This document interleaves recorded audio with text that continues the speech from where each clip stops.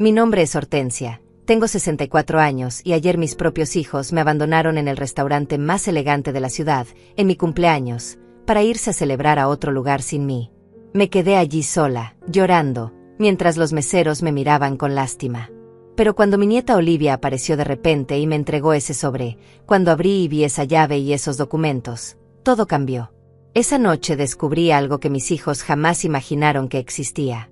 Pero para que entiendas cómo llegué a vivir la humillación más grande de mi vida, necesito contarte mi historia desde el principio. Hace 40 años, cuando tenía 24, me casé con Rafael, el hombre más trabajador y honesto que conocí en mi vida. Éramos pobres, muy pobres. Vivíamos en una casita de 2 habitaciones que alquilábamos en las afueras, donde el agua llegaba solo 3 veces por semana y la luz se iba cada vez que llovía fuerte. Rafael trabajaba en una fábrica desde las 5 de la mañana hasta las 8 de la noche, 6 días a la semana. Yo lavaba ropa ajena para ganar unos pesos extra, con las manos siempre rojas y agrietadas por el jabón. Pero éramos felices, teníamos sueños. Queríamos tener una casa propia, formar una familia, darles a nuestros hijos todo lo que nosotros no habíamos tenido. Un año después nació nuestra hija Amalia. Era pequeñita, hermosa, con los ojos grandes de su padre. Cuando la tuve en brazos por primera vez, le prometí que nunca le faltaría nada, que haría todo lo necesario para que tuviera una vida mejor que la mía. No sabía que años después, esa misma niña a la que tanto amé sería quien me haría sentir como si fuera un estorbo en su vida. Los primeros años fueron duros. Amalia se enfermaba seguido y los medicamentos eran caros. Había noches que yo no cenaba para que ella y Rafael pudieran comer.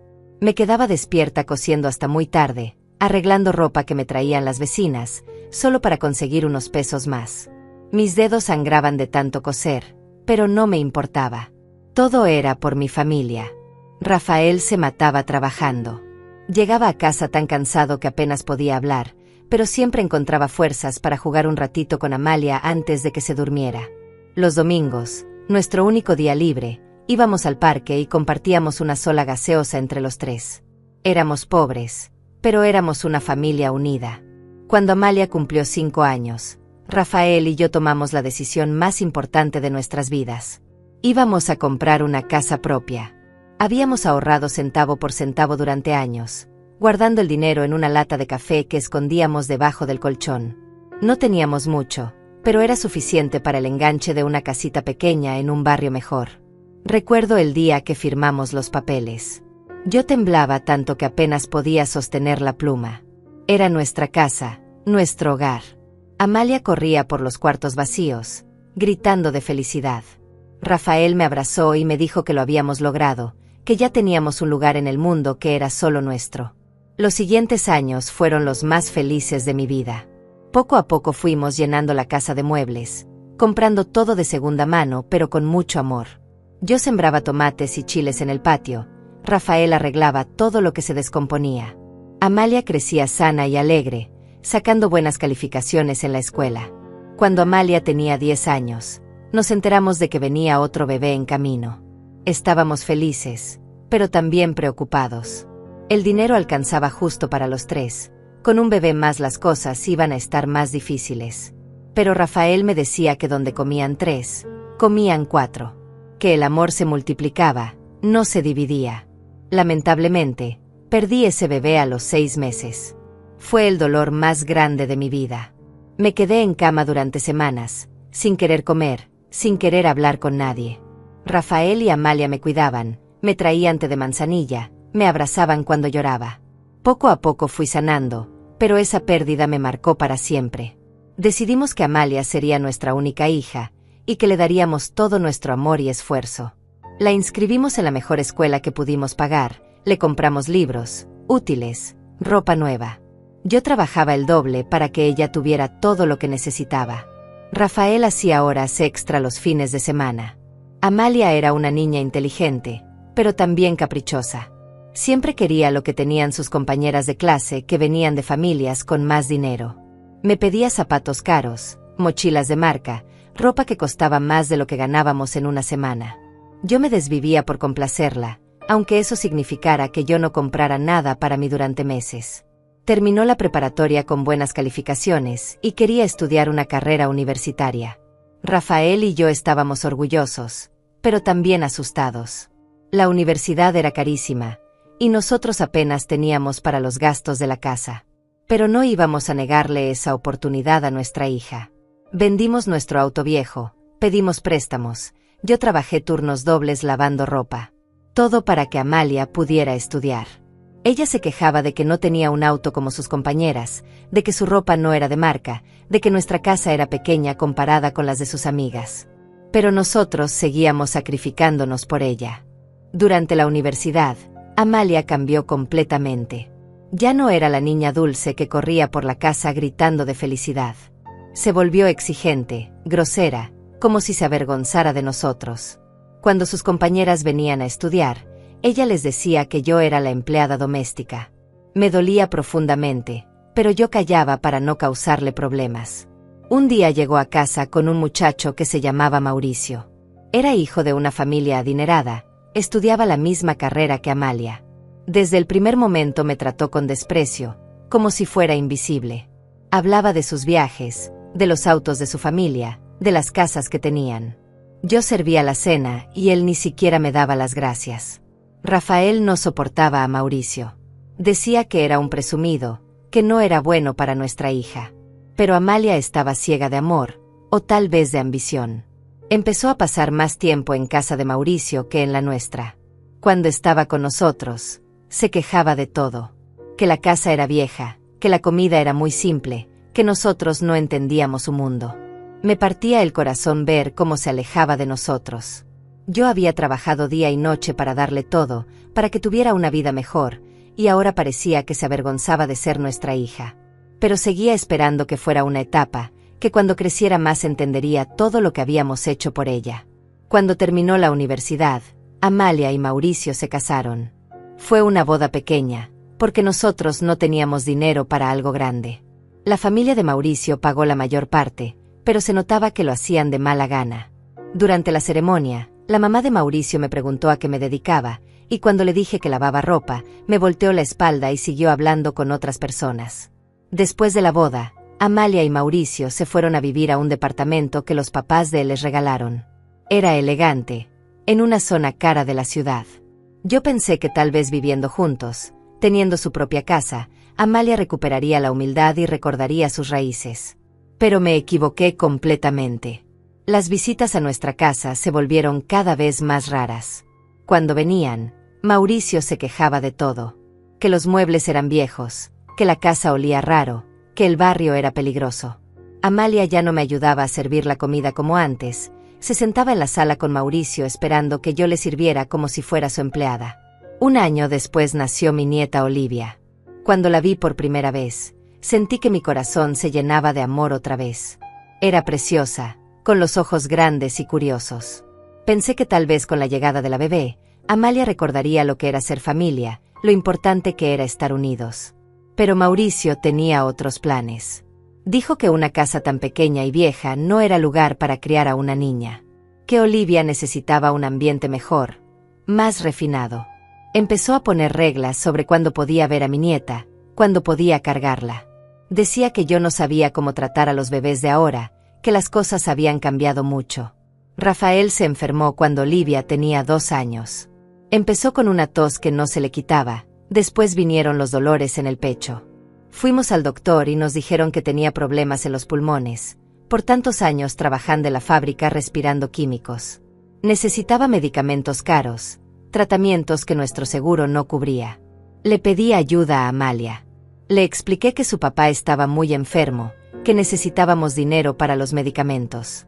Ella me dijo que hablaría con Mauricio, que verían qué podían hacer. Pasaron semanas y no me dieron ni un peso.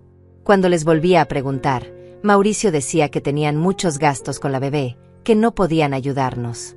Tuve que vender mis pocas joyas, las que Rafael me había regalado en nuestros aniversarios. Vendí la máquina de coser con la que había trabajado tantos años. Pedí prestado a los vecinos, a cualquiera que me quisiera ayudar. Todo para comprar los medicamentos de Rafael. Mi esposo luchó durante 8 meses.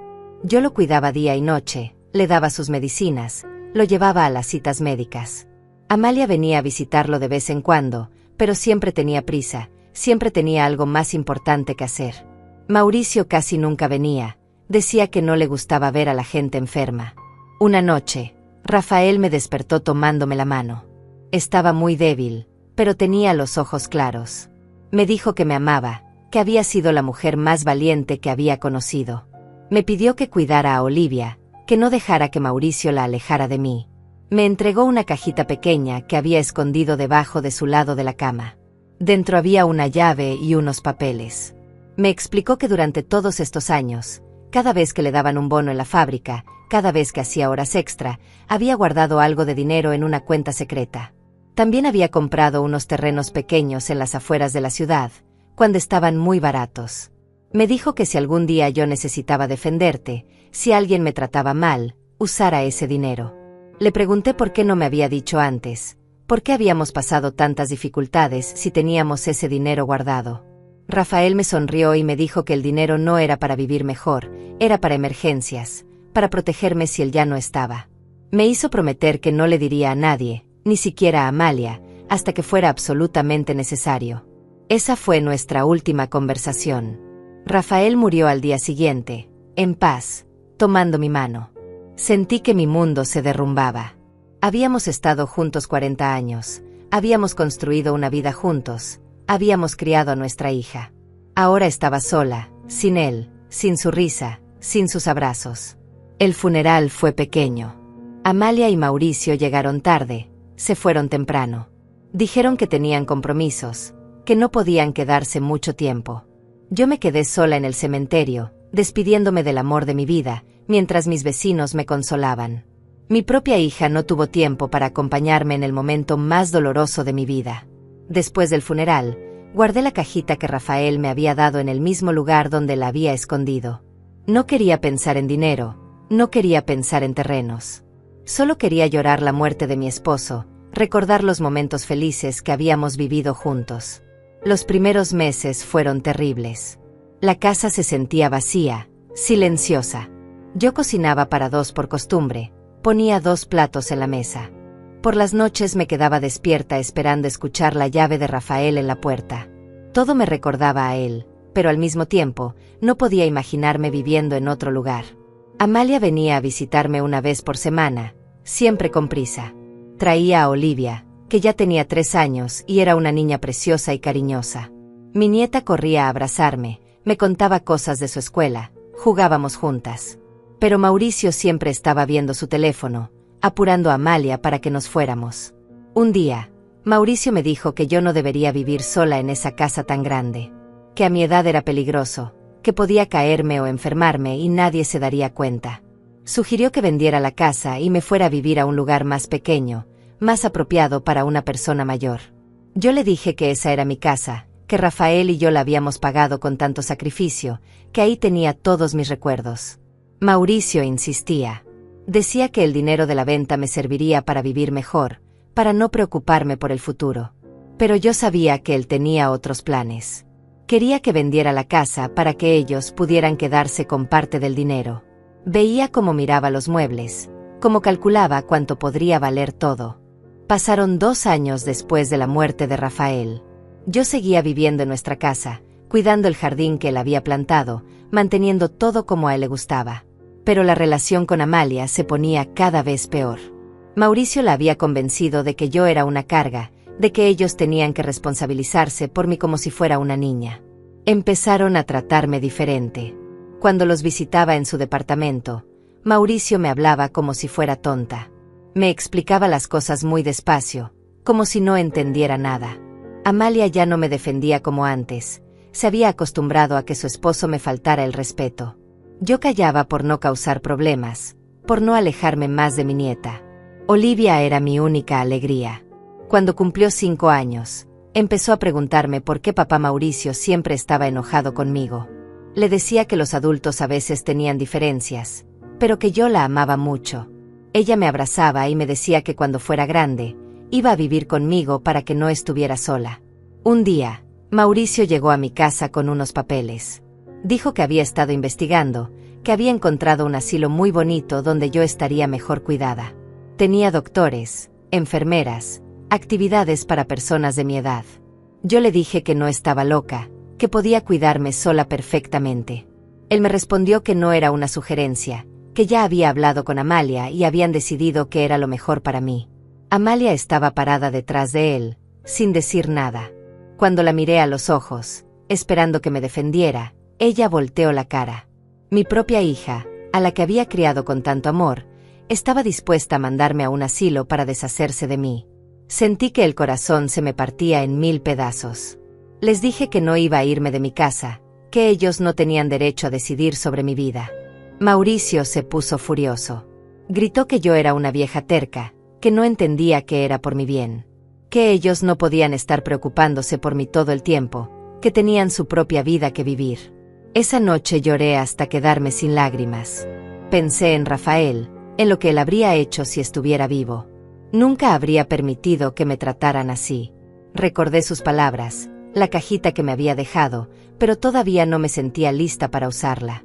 Tenía la esperanza de que Amalia recapacitara, de que recordara todo lo que habíamos sido como familia. Pero las cosas empeoraron. Mauricio empezó a decirle a Olivia que yo estaba muy mayor para cuidarla, que no debía quedarse sola conmigo. Limitó las visitas a una vez al mes, y siempre tenía que ser en su casa, nunca en la mía. Decía que mi casa era peligrosa para una niña, que estaba muy deteriorada. Amalia empezó a quejarse de todo cuando venía a verme. Que la casa olía a viejo, que los muebles estaban muy gastados, que el barrio se había puesto peligroso. Comparaba mi casa con la suya, con las casas de sus amigas. Me hacía sentir como si fuera una indigente viviendo en la miseria. Un día llegaron sin avisar. Mauricio traía a un hombre que dijo ser agente de bienes raíces. Empezó a caminar por la casa, a tomar medidas, a hacer anotaciones. Mauricio le explicaba que era una propiedad muy bien ubicada, que con algunas remodelaciones podría valer mucho dinero. Yo estaba furiosa, pero ellos actuaban como si yo no existiera. Le pregunté a Amalia qué estaba pasando. Ella me dijo que solo estaban viendo opciones, que querían saber cuánto podía valer la casa por si yo decidía venderla. Pero yo sabía que ya habían decidido por mí. Estaban planeando venderla y mandarme al asilo, probablemente para quedarse con el dinero. Esa noche saqué la cajita que Rafael me había dejado. Revisé los papeles, la llave, los documentos de los terrenos. Mi esposo había sido más inteligente de lo que yo pensaba. Los terrenos que había comprado ahora valían una fortuna, porque la ciudad había crecido hacia esa dirección. La cuenta de banco tenía más dinero del que yo imaginaba. Pero no quería usar ese dinero todavía. Quería darle una oportunidad más a mi hija. Pensé que tal vez si le hablaba con el corazón, si le recordaba todo lo que habíamos vivido juntos, podría hacerla entender que estaba cometiendo un error terrible. Invité a Amalia a tomar café, solo nosotras dos. Le dije que entendía que tenía su propia vida, su propia familia, pero que yo no estaba pidiendo mucho. Solo quería seguir viviendo en mi casa, ver a mi nieta de vez en cuando, ser parte de sus vidas. Le recordé cómo la había cuidado cuando era pequeña, cómo había trabajado para que pudiera estudiar. Amalia me escuchó, pero cuando terminé de hablar, me dijo que las cosas habían cambiado, que yo ya no era la misma de antes, que se preocupaba por mi seguridad, que el asilo era realmente bonito, que ahí tendría amigas de mi edad, que no estaría sola. Pero yo sabía que no era por mi bien, era porque yo estorbaba en sus planes. Mauricio se puso cada vez más agresivo. Empezó a hablarme como si fuera su empleada. Me ordenaba que le sirviera café, que limpiara la mesa, que me callara cuando le estaba hablando. Amalia no decía nada, como si fuera normal que su esposo me tratara así en mi propia casa. Un día, Mauricio llegó borracho. Empezó a gritarme que ya estaba harto de que yo fuera tan terca, que me iba a llevar al asilo quisiera o no. Me dijo que era una vieja inútil, que solo servía para dar problemas. Amalia estaba ahí, viendo cómo su esposo me insultaba, y no hizo nada para defenderme. Fue en ese momento que entendí que había perdido a mi hija para siempre. La niña que yo había criado con tanto amor ya no existía. En su lugar había una mujer que permitía que su esposo humillara a su propia madre. Una mujer que estaba dispuesta a mandarme a un asilo para vivir más cómoda. Decidí que era hora de planear mi cumpleaños. Quería darles una última oportunidad, hacer un último intento por recuperar a mi familia. Pensé que tal vez en un ambiente diferente, En una cena elegante, podríamos recordar los buenos momentos y solucionar nuestros problemas. Reservé una mesa en el restaurante más fino de la ciudad. Gasté parte de mis ahorros en comprar un vestido nuevo color rosa, zapatos elegantes, en arreglarme el cabello. Quería verme bien, quería que se sintieran orgullosos de mí. Invité a Amalia, a Mauricio y a Olivia. Les dije que quería celebrar mi cumpleaños con ellos, que era muy importante para mí. Amalia parecía sorprendida de que yo tuviera dinero para pagar un restaurante tan caro. Me preguntó de dónde había sacado el dinero, si había vendido algo. Le dije que había ahorrado durante meses, que quería hacer algo especial para mi cumpleaños. Ella aceptó la invitación, pero podía ver en sus ojos que no estaba muy convencida. Mauricio se burló. Dijo que era ridículo que una vieja como yo quisiera celebrar en un lugar tan elegante, que la gente se iba a reír de mí, que no encajaba en ese ambiente. Pero Amalia le dijo que fueran, que total era gratis para ellos. Esa respuesta me dolió profundamente, pero seguí adelante con mis planes. El día de mi cumpleaños me levanté temprano. Me bañé, me puse mi vestido nuevo, me maquillé como no lo hacía en años. Me veía bien, me sentía bien. Tenía la esperanza de que esa noche podríamos hablar, de que podría hacerles entender cuánto los amaba y cuánto necesitaba que me respetaran. Llegué al restaurante una hora antes de la cita. Quería asegurarme de que todo estuviera perfecto. Hablé con el mesero, pedí que pusieran flores frescas en la mesa, que sirvieran el mejor vino. Estaba nerviosa, pero emocionada. Pensaba que tal vez esta sería la noche en que mi familia volvería a ser una familia. Esperé en el restaurante, viendo el reloj cada 5 minutos. La mesa estaba perfecta, con manteles blancos, copas de cristal y un pequeño arreglo de flores que había pedido especialmente. Los meseros me trataban con mucho respeto, me ofrecían agua, pan, me preguntaban si necesitaba algo mientras esperaba a mi familia. A las 8 en punto, que era la hora que habíamos acordado, no había llegado nadie. Pensé que tal vez estaban retrasados por el tráfico, que Olivia se había tardado en arreglarse. A las 8:30 empecé a preocuparme. Llamé a Amalia, pero no me contestó el teléfono. Volví a llamar 10 minutos después, y tampoco. El mesero se acercó a preguntarme si quería ordenar algo mientras esperaba. Le dije que esperaría un poco más, que mi familia no tardaba en llegar. Pero por dentro empezaba a sentir una angustia terrible. Tenía el presentimiento de que algo estaba mal, muy mal. A las 9:15 decidí llamar otra vez. Esta vez Amalia sí contestó, pero se escuchaba música y voces de fondo. Le pregunté dónde estaban, por qué no habían llegado al restaurante. Hubo un silencio incómodo antes de que me respondiera. Me dijo que habían decidido cambiar de planes, que Mauricio había recordado que era el cumpleaños de un amigo suyo, que tenían que ir a esa celebración, que el restaurante que yo había elegido estaba muy lejos, que Olivia estaba cansada. Me pidió perdón, pero sonaba distraída, como si no le importara realmente.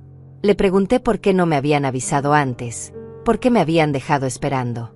Mauricio gritó algo en el fondo, y Amalia me dijo que tenía que colgar, que luego me llamaba. La línea se cortó y me quedé ahí, sosteniendo el teléfono, sintiendo como se me rompía el corazón.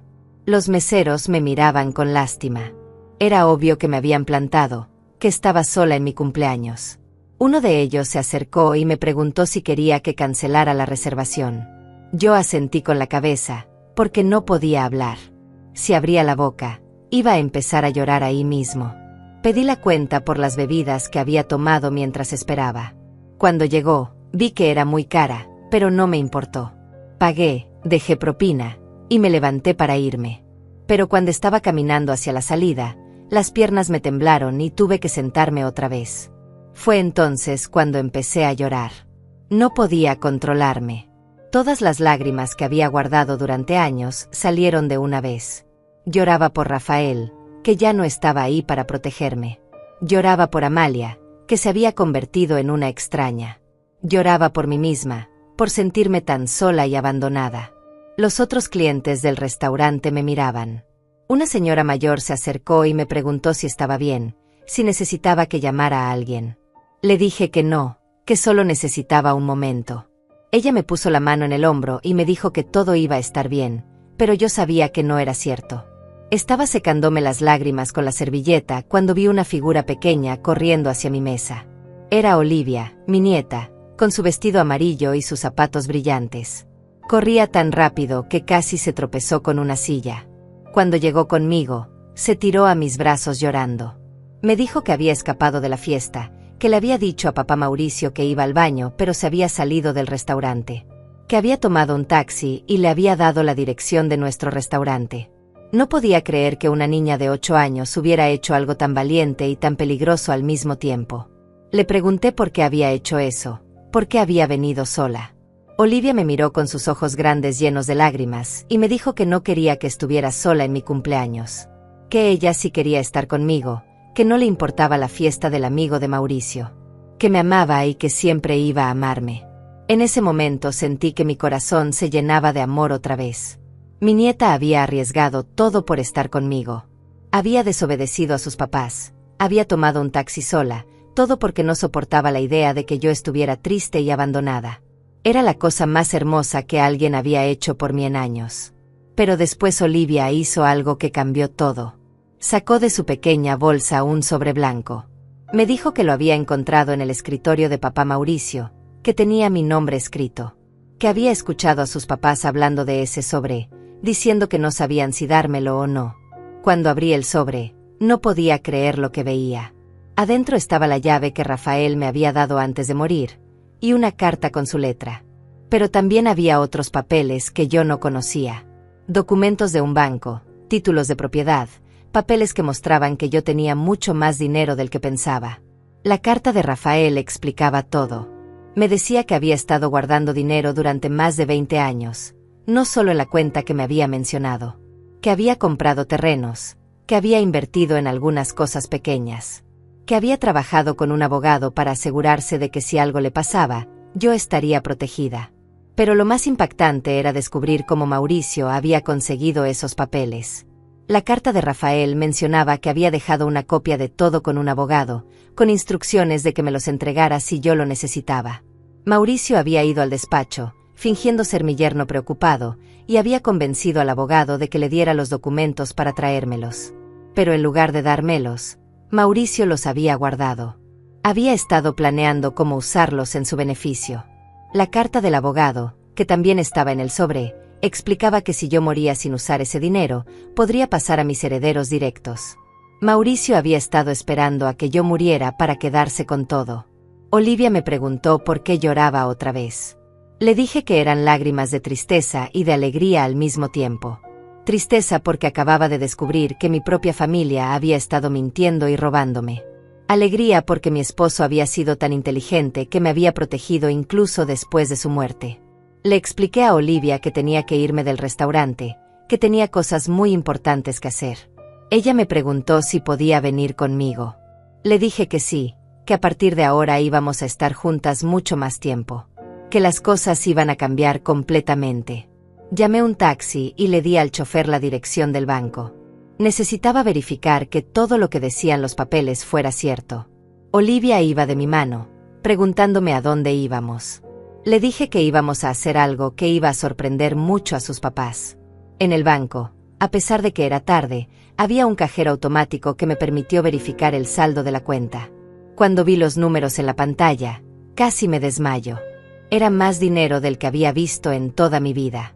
Rafael había logrado ahorrar una fortuna trabajando día y noche, sin que yo me diera cuenta. Olivia se dio cuenta de que algo importante estaba pasando. Me preguntó si estaba enferma, si necesitaba ir al hospital. Le dije que no, que estaba perfectamente bien. Que por primera vez en mucho tiempo, me sentía muy fuerte y muy segura de lo que tenía que hacer. Esa noche, en el taxi de regreso a casa, empecé a planear mi venganza. No era una venganza cruel o mala, sino una venganza de dignidad. Iba a usar el dinero que Rafael me había dejado para protegerme, exactamente como él había querido. Iba a demostrarle a Mauricio y a Amalia que yo no era la vieja indefensa que ellos pensaban. A la mañana siguiente desperté con una claridad mental que no había tenido en años. Olivia había dormido conmigo esa noche, acurrucada a mi lado como cuando era más pequeña. No quería regresar a casa de sus papás, y yo tampoco quería que se fuera. Sabía que Amalia y Mauricio estarían furiosos, pero ya no me importaba lo que pensaran. Preparé el desayuno favorito de Olivia mientras ella seguía durmiendo. Huevos revueltos con queso, pan tostado con mermelada de fresa y chocolate caliente. Cuando despertó y vio la mesa puesta, me sonrió de una manera que me recordó a Amalia cuando era niña, antes de que Mauricio la cambiara. El teléfono empezó a sonar desde muy temprano. Era Amalia, furiosa, gritándome que dónde estaba Olivia, que cómo se me había ocurrido llevármela sin permiso.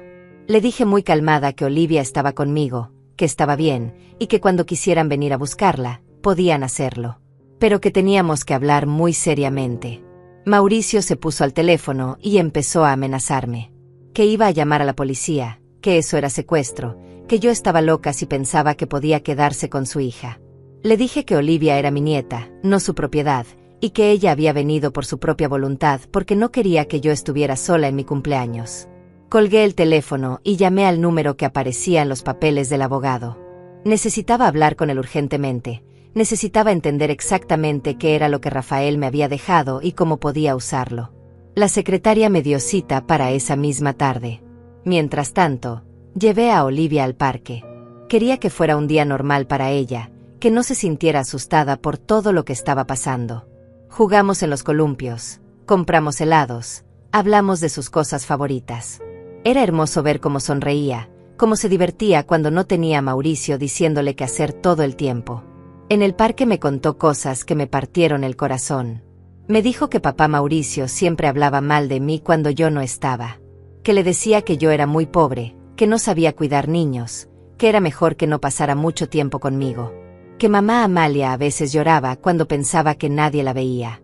Le pregunté por qué lloraba su mamá. Olivia me dijo que había escuchado a sus papás peleando muchas veces. Que papá Mauricio le gritaba a mamá Amalia, que le decía que era tonta, que no sabía hacer nada bien. Que a veces mamá Amalia se encerraba en el baño y lloraba muy bajito para que nadie la escuchara. Eso me hizo entender que Amalia también era víctima de Mauricio. Que tal vez no me trataba mal porque me odiara, sino porque la había manipulado, la había hecho creer que yo era un problema. Que tal vez si yo era fuerte y me defendía, también estaría ayudando a mi hija a liberarse de ese hombre horrible. Por la tarde fuimos al despacho del abogado. Se llamaba licenciado Teodoro y era un hombre mayor, muy serio, con lentes gruesos. Cuando le mostré los papeles, se puso muy contento de verme. Me dijo que había estado esperando durante años a que yo fuera a buscarlo. Me explicó que Rafael había sido muy inteligente, que durante los últimos 15 años de su vida había estado ahorrando e invirtiendo sin que nadie se diera cuenta, que había comprado terrenos cuando estaban baratos, que había puesto dinero en cuentas que generaban intereses, que había sido muy cuidadoso con todo. Los terrenos que Rafael había comprado ahora valían más de 10 veces lo que él había pagado. La ciudad había crecido hacia esa dirección, y ahora eran zonas muy cotizadas. El dinero en las cuentas también había crecido con los intereses y las inversiones que el abogado había manejado siguiendo las instrucciones de Rafael. En total, yo tenía una fortuna. No era millonaria, pero tenía suficiente dinero para vivir muy cómoda el resto de mi vida, para comprarme una casa nueva, para ayudar a Olivia con sus estudios, para hacer todo lo que quisiera sin pedirle permiso a nadie. El licenciado Teodoro me explicó que Mauricio había ido a verlo hace 6 meses. Que había fingido estar preocupado por mí, que había dicho que yo estaba perdiendo la memoria, que necesitaba ayuda para manejar mis asuntos. Que por eso le había dado una copia de los documentos, para que supuestamente me ayudara. Pero el abogado se había dado cuenta de que algo no estaba bien. Mauricio había hecho demasiadas preguntas sobre qué pasaría con el dinero si yo moría, sobre cómo cambiar el testamento, sobre cómo hacer para que yo fuera declarada incapaz mentalmente. Por eso había decidido no darle acceso a las cuentas, solo los papeles. Le conté al licenciado todo lo que había pasado, cómo me habían tratado, cómo habían planeado mandarme al asilo, cómo me habían abandonado en mi cumpleaños. Él se puso muy serio y me dijo que necesitábamos actuar rápido, que Mauricio probablemente ya estaba planeando su próximo movimiento. Me ayudó a hacer un testamento nuevo. En él, dejaba todo el dinero y las propiedades para Olivia, con la condición de que solo podría acceder a ellos cuando cumpliera 21 años. Mientras tanto, yo administraría todo. Si algo me pasaba antes, el licenciado Teodoro se haría cargo hasta que ella fuera mayor de edad. También agregamos una cláusula especial. Si alguien trataba de internarme en un asilo contra mi voluntad, o si alguien me maltrataba física o emocionalmente, perdería automáticamente cualquier derecho a mi herencia. Era una forma de protegerme de Mauricio y de cualquiera que quisiera hacerme daño. Cuando salimos del despacho, ya tenía un plan completamente formado en mi mente. Iba a comprar una casa nueva, en un barrio bonito, donde Olivia y yo pudiéramos vivir tranquilas. Iba a contratar los mejores abogados para asegurarme de que nadie pudiera quitarme a mi nieta. Y le iba a demostrar a Mauricio que había subestimado completamente a la vieja inútil. Esa noche, cuando Amalia y Mauricio llegaron a buscar a Olivia, yo estaba preparada. Los recibí en la sala, muy calmada, con todos los documentos organizados en una carpeta sobre la mesa. Mauricio entró gritando, diciendo que iba a llamar a la policía, que yo había perdido la razón. Le dije que se sentara, que teníamos que hablar muy seriamente. Saqué los papeles de la carpeta y los puse sobre la mesa. Cuando Mauricio vio los documentos del banco, los títulos de propiedad, se quedó completamente pálido. Amalia no entendía qué estaba pasando, pero pudo ver que algo había cambiado. Le expliqué a Amalia que su papá me había dejado una herencia que yo no conocía, que durante todos estos años que habían estado tratándome como si fuera una indigente, yo había tenido dinero suficiente para vivir mejor que ellos. Que Mauricio lo había sabido, pero había decidido escondérmelo para quedarse con todo cuando yo muriera. Amalia miró a Mauricio con horror. Le preguntó si era cierto, si él había sabido sobre el dinero y no le había dicho nada. Mauricio tartamudeó, trató de explicar, pero era obvio que había sido descubierto. Sus planes se habían arruinado completamente. Entonces les dije cuál era mi decisión. Que me iba a mudar a una casa nueva, que Olivia podía venir conmigo cuando quisiera, que yo iba a pagarle la mejor educación que existiera. Que ellos podían seguir con sus vidas, pero que nunca más iban a faltarme el respeto, nunca más iban a tratarme como si fuera un estorbo. Mauricio se puso furioso. Empezó a gritar que yo no podía llevarse a su hija, que él tenía derechos. Le dije muy tranquila que Olivia no era su hija biológica, que él no tenía ningún derecho legal sobre ella. Que si quería pelear por la custodia, podíamos ir a los tribunales, donde yo tenía los mejores abogados y él tendría que explicar por qué había robado documentos y había planeado defraudarme. La cara de Mauricio cuando se dio cuenta de que había perdido todo el control fue algo que nunca voy a olvidar. Se puso rojo de la ira, empezó a caminar de un lado a otro de la sala como un animal enjaulado. Gritaba que yo no tenía derecho a cambiar las reglas así, que él había cuidado de mí durante años, que merecía algo por todo lo que había hecho. Le dije muy claramente que él nunca me había cuidado. Que al contrario, había estado planeando robarme y mandarme a un asilo para quedarse con mi dinero. Que había manipulado a mi hija, que había tratado de alejarme de mi nieta, que me había faltado el respeto en mi propia casa durante años. Amalia estaba sentada en silencio, procesando toda la información. De repente empezó a llorar. No era el llanto falso que había puesto otras veces para manipularme, sino lágrimas reales de vergüenza y arrepentimiento. Me dijo que no sabía nada sobre el dinero, que Mauricio nunca le había contado que había ido al abogado. Le pregunté directamente si era cierto que él la maltrataba, si las peleas que Olivia había escuchado eran reales. Amalia volteó a ver a Mauricio con miedo, pero después asintió con la cabeza. Me contó que él le gritaba constantemente, que la hacía sentir inútil, que le decía que sin él ella no era nada. Mauricio trató de interrumpirla, de decir que ella estaba exagerando. Pero Amalia siguió hablando. Me dijo que él la había convencido de que yo era un problema, que éramos muy pobres para mantenerme, que yo era demasiado vieja para vivir sola. Que ella había creído todo porque tenía miedo de contradecirlo. En ese momento entendí que mi hija también había sido víctima de ese hombre horrible. Que durante años él la había estado manipulando, destruyendo su autoestima, controlando cada aspecto de su vida. Que tal vez si yo era fuerte y me defendía, también podría ayudarla a liberarse de él. Le dije a Amalia que si quería, podía venir conmigo. Que tenía dinero suficiente para que las tres viviéramos cómodamente. Que podíamos empezar de nuevo, como madre e hija, sin Mauricio controlando nuestras vidas. Que Olivia podría crecer en un ambiente sano, sin violencia, sin gritos. Mauricio se puso como loco cuando escuchó eso. Empezó a gritarle a Amalia que si se iba con la vieja loca, él se iba a encargar de que nunca volviera a ver a Olivia. Que tenía contactos, que podía hacer que le quitaran la custodia. Que sin él ella no tenía nada, que era una fracasada. Fue entonces cuando Amalia hizo algo que no esperaba. Se puso de pie, muy lenta, y le dijo a Mauricio que ya estaba cansada, que durante años había aguantado sus gritos, sus humillaciones, sus amenazas, que ya no tenía miedo de él, que se iba conmigo y con Olivia, y que si él quería pelear, que peleara. Mauricio la agarró del brazo con fuerza, la zarandeó. Olivia gritó desde la escalera donde había estado escuchando todo. Corrió hacia su mamá y se puso entre ella y Mauricio. Le gritó que no tocara a su mamá, que era un hombre malo, que ya no quería vivir con él. En ese momento supe que tenía que llamar a la policía. Mauricio estaba fuera de control, podía lastimar a Amalia o a Olivia. Tomé el teléfono y marqué el número de emergencias.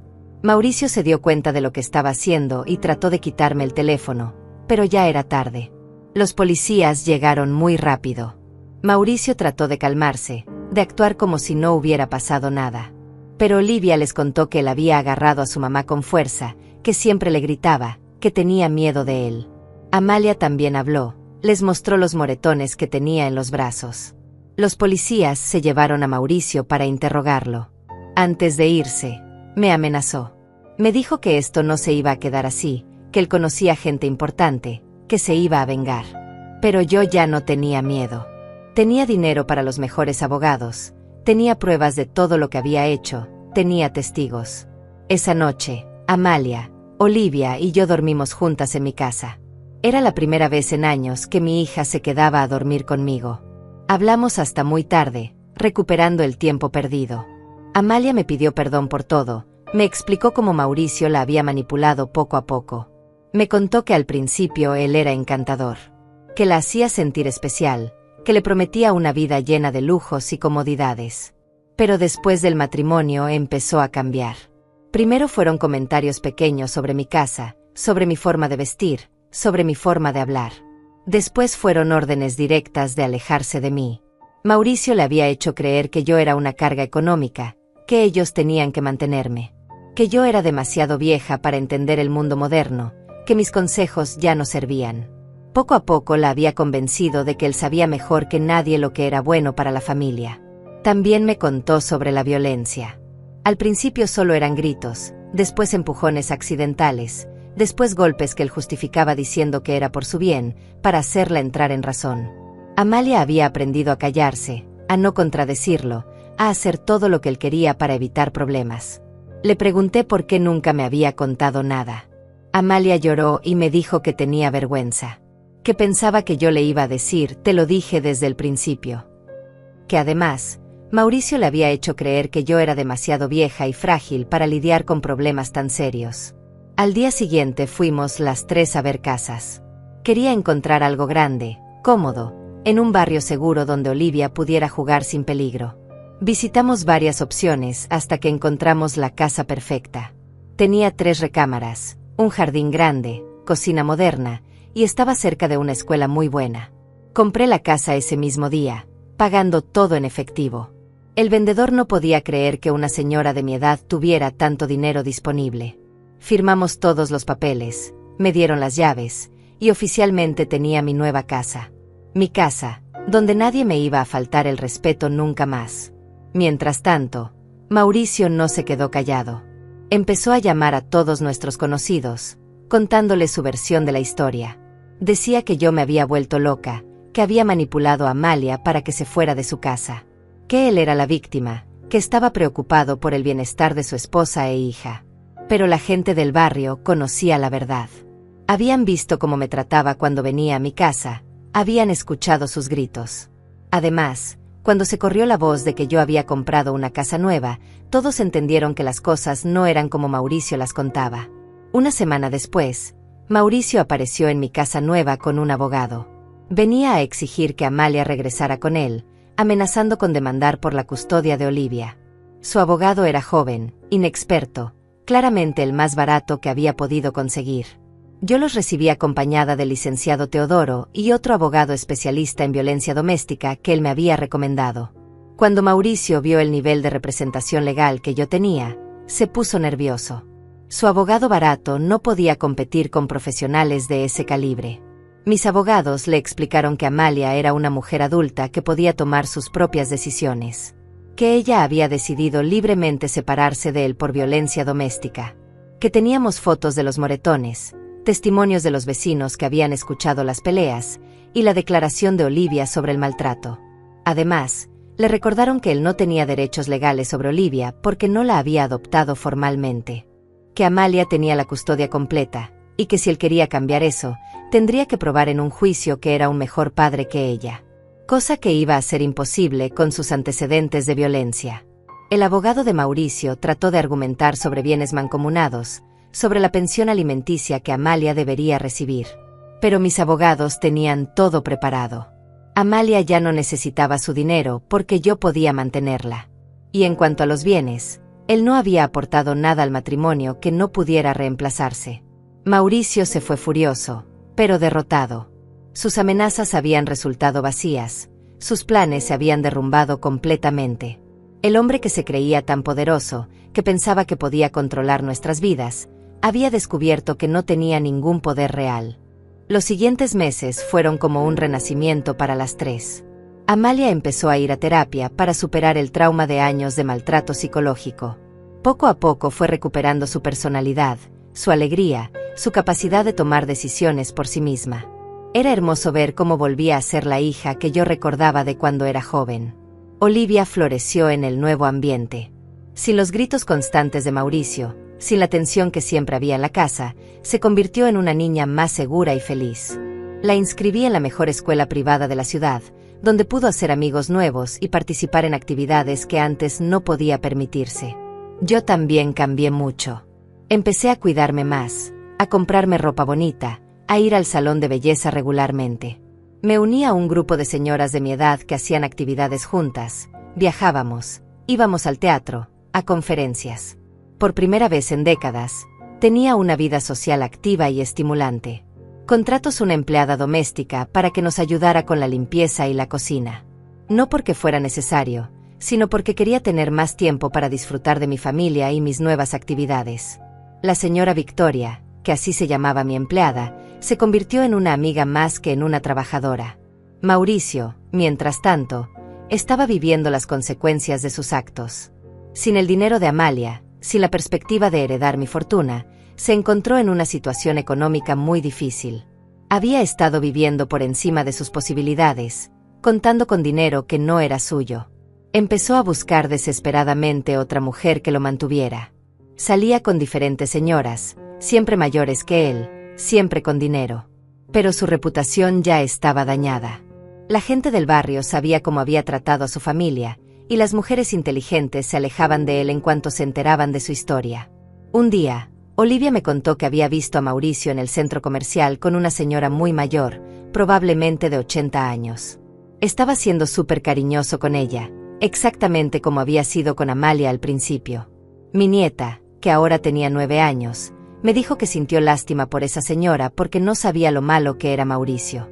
Le expliqué a Olivia que a veces las personas malas encuentran la forma de engañar a otros, pero que tarde o temprano siempre se descubre la verdad. Que lo importante era que nosotras estábamos seguras, que teníamos una familia llena de amor y respeto mutuo. Amalia consiguió trabajo en una oficina. No necesitaba trabajar económicamente, pero quería sentirse útil, independiente. Había estudiado administración antes de casarse, pero Mauricio nunca la había dejado trabajar. Ahora, libre de sus limitaciones, pudo demostrar lo capaz que era. Su jefe rápidamente se dio cuenta de que Amalia era muy inteligente y responsable. En 6 meses la ascendieron a supervisora. Empezó a ganar su propio dinero, a sentirse orgullosa de sus logros. La confianza en sí misma que Mauricio había destruido poco a poco fue regresando. Una tarde, mientras Olivia hacía la tarea y Amalia trabajaba en la computadora, sonó el timbre. Era una mujer mayor que no conocía, elegantemente vestida, con aspecto de ser muy adinerada. Venía acompañada de un hombre joven que parecía ser su chofer o asistente. La señora se presentó como Doña Manuela. Me dijo que necesitaba hablar conmigo urgentemente sobre Mauricio. La invité a pasar, le ofrecí café, y se sentó en la sala con aire muy serio. Lo que me contó después me dejó completamente sorprendida. Resulta que Mauricio había estado cortejando a doña Manuela durante 3 meses. Le había contado una historia completamente diferente sobre nosotras. Que yo era una suegra malvada que había envenenado a su esposa contra él. Que él era un hombre trabajador y honesto que había sido víctima de manipulaciones. Doña Manuela, que tenía mucho dinero pero también mucha experiencia en la vida, decidió investigar antes de comprometerse seriamente. Contrató a un detective privado para que averiguara la verdad sobre Mauricio. Lo que descubrió la sorprendió completamente. El detective había hablado con vecinos, con comerciantes del barrio, con gente que nos conocía. Todos contaron la misma historia, que Mauricio había maltratado a su familia, que me había faltado el respeto, que había tratado de robar mi dinero. Que éramos nosotras las víctimas, no él. Además, el detective descubrió que Mauricio tenía deudas enormes. Que había estado pidiendo préstamos usando como garantía propiedades que no eran suyas. Que había estafado a otras personas antes, que tenía antecedentes penales que había ocultado. Doña Manuela me agradeció por recibirla y me advirtió que Mauricio probablemente iba a tratar de contactarme pronto. Que cuando se enterara de que ella había descubierto sus mentiras, iba a ponerse desesperado. Que tuviera cuidado porque los hombres como él podían ser peligrosos cuando se sentían acorralados. Efectivamente, 2 días después Mauricio apareció en mi casa. Estaba desaliñado, nervioso, claramente desesperado. Me pidió que lo dejara hablar con Amalia, que necesitaba pedirle perdón, que quería que regresaran juntos. Que había cambiado, que ahora entendía sus errores. Le dije que Amalia no quería verlo, que ella estaba reconstruyendo su vida y no quería interferencias. Mauricio empezó a suplicar, después a exigir, después a amenazar. Dijo que iba a encontrar la forma de recuperar a su familia, que no se iba a dar por vencido. Llamé a mis abogados inmediatamente. Me aconsejaron solicitar una orden de restricción contra Mauricio. Con todos los antecedentes que teníamos, con los testimonios de violencia, sería fácil conseguirla. El juez nos la concedió en 1 semana, prohibiéndole acercarse a nosotras. Pero Mauricio no respetó la orden. Empezó a seguir a Amalia cuando salía del trabajo. Se escondía cerca de la escuela de Olivia para verla salir. Mandaba flores a la casa con cartas pidiendo perdón. Su comportamiento se volvía cada vez más obsesivo y peligroso. Una noche, Amalia llegó muy asustada del trabajo. Me contó que Mauricio la había seguido hasta el estacionamiento y la había acorralado junto a su auto. Le había gritado que sin él ella no era nada, que se iba a arrepentir de haberlo dejado. Que él sabía cómo hacerla sufrir. Decidí contratar seguridad privada. Un guardia nos acompañaba cuando salíamos, otro vigilaba la casa por las noches. Parecía exagerado, pero prefería estar segura que lamentarme después. El dinero que Rafael me había dejado me permitía tomar todas las precauciones necesarias. El guardia resultó ser muy útil. Una madrugada nos despertó para decirnos que había visto a alguien merodeando por el jardín. Cuando salió a investigar, encontró a Mauricio escondido detrás de los árboles, tratando de ver hacia adentro de la casa. Lo corrió y llamó a la policía. Esta vez arrestaron a Mauricio por violar la orden de restricción. Pasó 3 días en la cárcel antes de que pudiera pagar la fianza. Cuando salió, su abogado le aconsejó que se mantuviera alejado de nosotras si no quería ir a prisión por más tiempo. Pero el problema con los hombres como Mauricio es que no saben perder. No pueden aceptar que las mujeres que consideraban su propiedad puedan ser felices sin ellos. Su orgullo no le permitía seguir adelante con su vida, tenía que seguir molestándonos. Empezó una campaña de difamación contra nosotras en las redes sociales. Creó perfiles falsos para escribir comentarios horribles sobre Amalia y sobre mí. Contaba mentiras sobre nuestra vida, trataba de hacernos quedar como mujeres malas y manipuladoras. Mis abogados iniciaron acciones legales por difamación y acoso cibernético. Conseguimos que cerraran sus perfiles falsos y lo obligamos a retractarse públicamente. Pero el daño a su reputación ya estaba hecho. La gente que lo conocía se dio cuenta del tipo de persona que realmente era. Finalmente, la presión legal y social se volvió demasiado para él. Una madrugada empacó sus cosas y se fue de la ciudad sin avisar a nadie. Simplemente desapareció, dejando deudas, problemas legales y una estela de gente que había lastimado. Al principio estuvimos preocupadas, pensando que podría regresar en cualquier momento. Pero pasaron las semanas, después los meses, y no supimos nada de él. Poco a poco empezamos a relajarnos, a sentirnos verdaderamente libres por primera vez en años. Un año después de que Mauricio desapareciera de nuestras vidas, recibimos noticias inesperadas. Un detective privado que yo había contratado para asegurarme de que no regresara nos informó que Mauricio había sido arrestado en otra ciudad por estafa. Aparentemente había engañado a varias mujeres mayores, robándoles dinero con promesas de matrimonio. La noticia me produjo sentimientos encontrados. Por un lado, me alegraba saber que finalmente estaba pagando por sus crímenes. Por otro lado, sentía tristeza por todas las mujeres que habían caído en sus mentiras. Mauricio era un depredador que se aprovechaba de la soledad y la vulnerabilidad de las personas mayores. Amalia reaccionó con alivio. Me dijo que durante todo ese año había tenido pesadillas, soñando que Mauricio regresaba para llevarse a Olivia. Saber que estaba en prisión la tranquilizó completamente. Por fin podía dormir en paz, sabiendo que estábamos verdaderamente seguras. Olivia, que ahora tenía 10 años, había cambiado muchísimo. Ya no era la niña tímida y asustada que había vivido con miedo a los gritos de Mauricio. Se había convertido en una niña segura, inteligente, llena de sueños y proyectos. Sus calificaciones en la escuela eran excelentes, tenía muchos amigos, participaba en obras de teatro. Decidí que era el momento perfecto para hacer algo que había estado planeando durante meses. Quería crear una fundación para ayudar a mujeres mayores que estuvieran pasando por situaciones similares a la mía. Mujeres que fueran maltratadas por sus familias, que necesitaran apoyo legal, económico o emocional. Contraté a los mejores abogados para establecer la fundación legalmente. La llamé Fundación Rafael, en honor a mi esposo, que había sido tan inteligente al protegerme con su herencia. La fundación ofrecería asesoría legal gratuita, apoyo psicológico y, en casos extremos, ayuda económica para que las mujeres pudieran independizarse.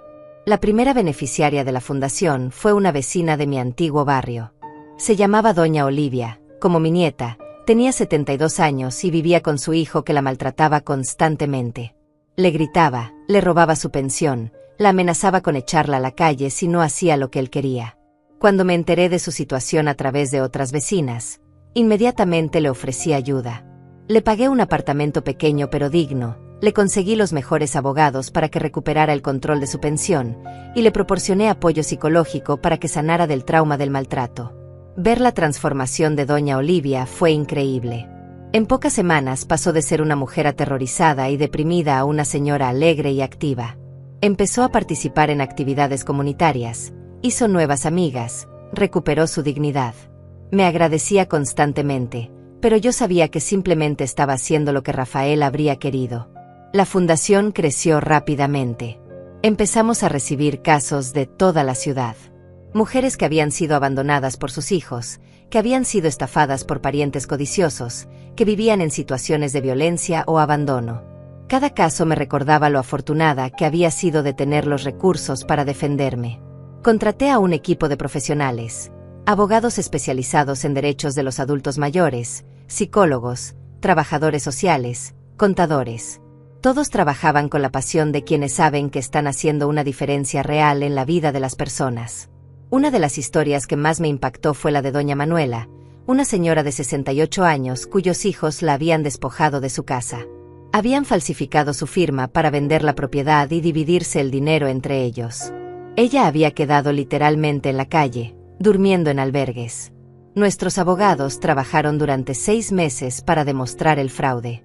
Recuperamos la casa para Doña Manuela y conseguimos que sus hijos fueran procesados penalmente.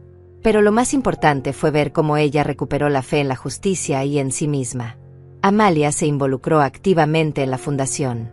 Su experiencia personal con el maltrato la convertía en una consejera muy efectiva para otras mujeres que habían pasado por situaciones similares. Estudió para convertirse en trabajadora social certificada, especializándose en violencia doméstica. Olivia también participaba cuando podía. Los fines de semana venía conmigo a visitar a las señoras que ayudábamos. Jugaba con sus nietos, les leía cuentos, las hacía reír con sus ocurrencias. Era hermoso ver cómo mi nieta estaba aprendiendo valores de solidaridad y compasión desde pequeña. La fundación empezó a recibir reconocimientos públicos. El alcalde nos dio una medalla al mérito ciudadano. Varios periódicos escribieron artículos sobre nuestro trabajo. Otras organizaciones comenzaron a pedirnos consejos sobre cómo replicar nuestro modelo en otras ciudades. Pero el reconocimiento que más me emocionó fue una carta que recibí de una mujer que había leído sobre la fundación en el periódico. Me escribía desde otro país, contándome que había pasado por una situación muy similar con su familia, que leer mi historia le había dado fuerzas para defenderse y reconstruir su vida. 2 años después de crear la fundación, decidí escribir un libro contando mi experiencia. No para hacerme famosa, sino para llegar a más mujeres que pudieran estar pasando por situaciones similares. Quería que supieran que no estaban solas, que era posible defenderse y recuperar la dignidad. El libro se tituló Nunca es tarde para empezar de nuevo. Conté toda mi historia, la pobreza de mi juventud, la felicidad con Rafael, el maltrato de Mauricio, el descubrimiento de la herencia, la reconstrucción de mi vida. Pero sobre todo, conté la transformación de víctima a defensora de otras mujeres. El libro se volvió muy popular entre las mujeres mayores. Recibía cientos de cartas de lectoras que me contaban sus propias historias, que me pedían consejos, que me agradecían por haberles dado esperanza. Muchas de ellas encontraron la valentía para cambiar sus vidas después de leer mi libro. Olivia, que ahora tenía 12 años, estaba muy orgullosa de su abuela escritora. Me ayudaba a contestar las cartas de las lectoras, me acompañaba a las presentaciones del libro. Había decidido que cuando fuera grande quería ser abogada para ayudar a las mujeres, igual que yo. Amalia también había encontrado el amor otra vez. Conoció a un hombre maravilloso llamado Rafael, como mi esposo, que trabajaba como psicólogo en un centro de rehabilitación. Era viudo, tenía 2 hijos ya adultos, y trataba a Olivia como si fuera su propia nieta. Rafael era todo lo contrario de Mauricio. Respetuoso, cariñoso, inteligente, trabajador. Apoyaba completamente el trabajo de Amalia en la fundación, participaba en nuestras actividades familiares, se había ganado el cariño de Olivia con paciencia y dedicación. Cuando Amalia me pidió mi opinión sobre casarse otra vez, le dije que tenía mi bendición completa, que Rafael era un hombre bueno que la haría feliz, que merecía tener una segunda oportunidad en el amor, que además, Olivia necesitaba una figura paterna positiva en su vida. La boda fue pequeña pero hermosa. Se casaron en el jardín de nuestra casa, rodeados de familia y amigos cercanos. Olivia fue la damita de honor, yo fui la madrina.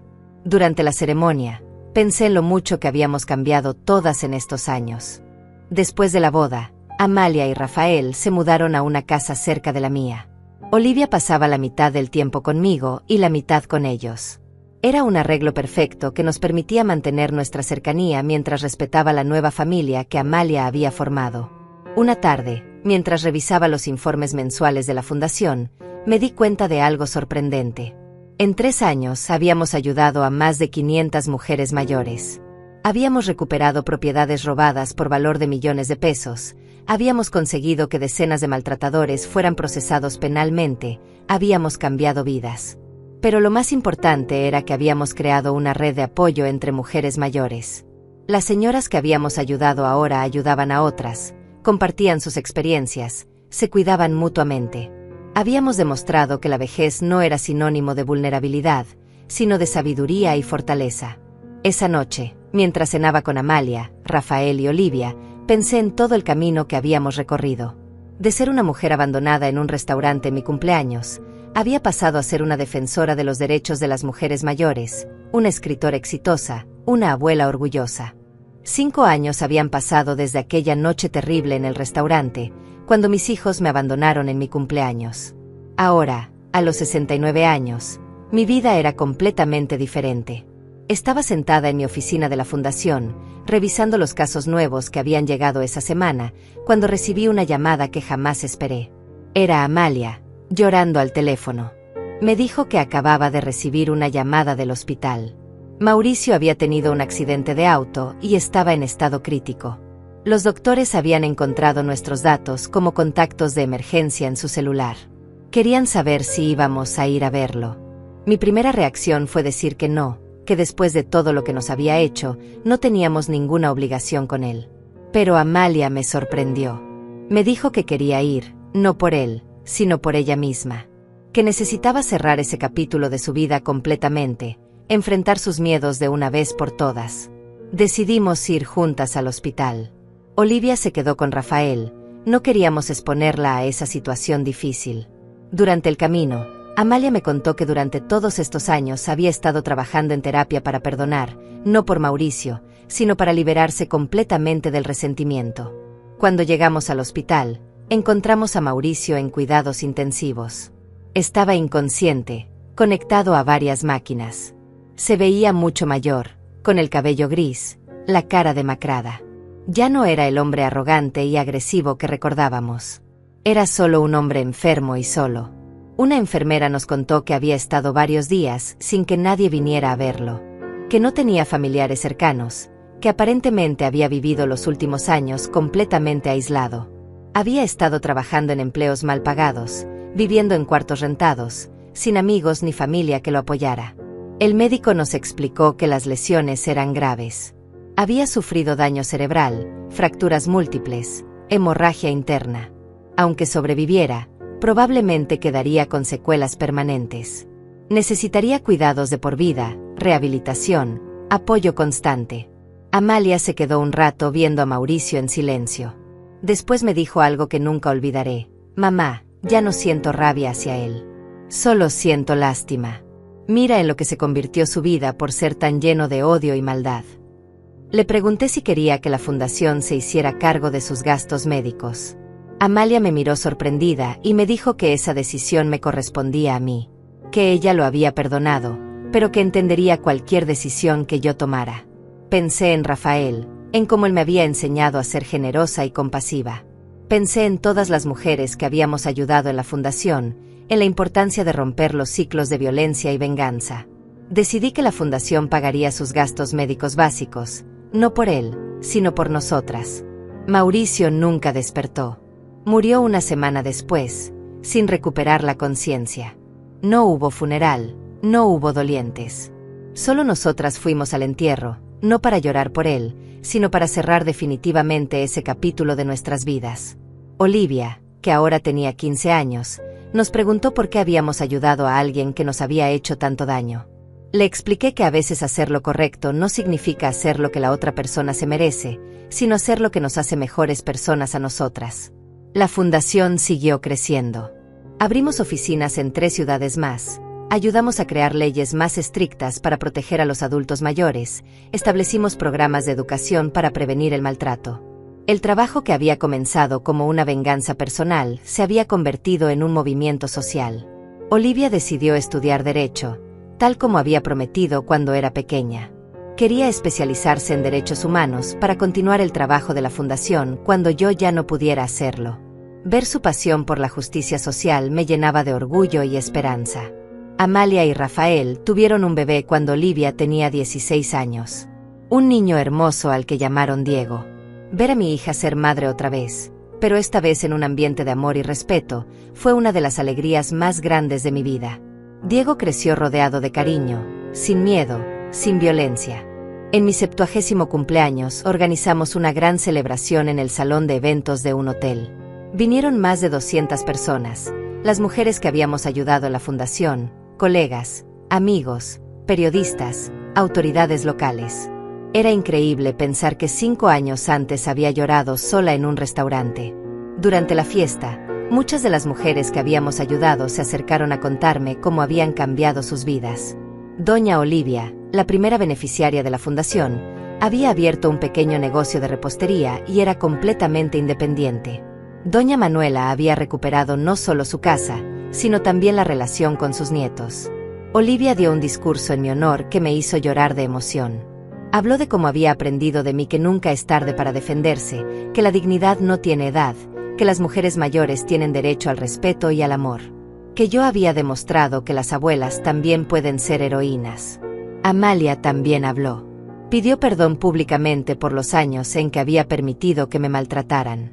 Reconoció que había sido cobarde, que había elegido la comodidad en lugar de defender a su propia madre.